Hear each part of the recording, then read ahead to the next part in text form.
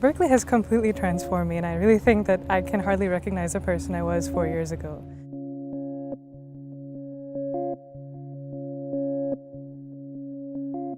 I feel more confident in being able to do the things that I want to do. I found this tremendous passion for math, and I've also been involved with community service and more service activities than I would have ever expected myself to be. You look at the triangular decomposition into U minus.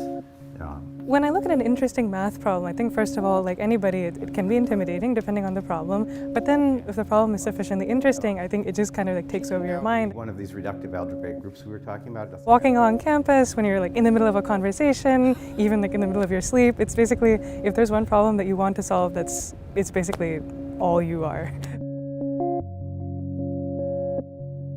When I was in high school, when I was a teenager, I think I really struggled a lot with self-doubt and anxiety issues that kind of crippled me to some extent and really prevented me from seeing a purpose or like seeing a motivation to do the things, to do anything really.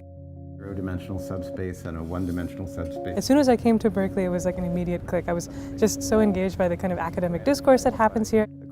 I was just kind of in awe immediately of the professors and how much they knew, and I would just try to soak up everything that I could.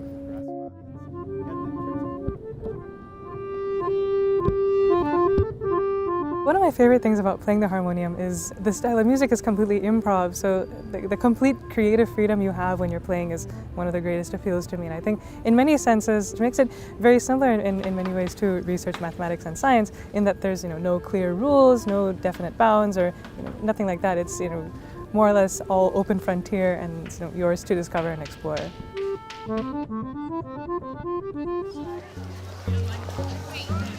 Most of the campus community here is so invested emotionally, personally, and they're so passionate about social issues. And you have a community of students here who really feel like they can make a difference and actually go out and do make the difference in the world.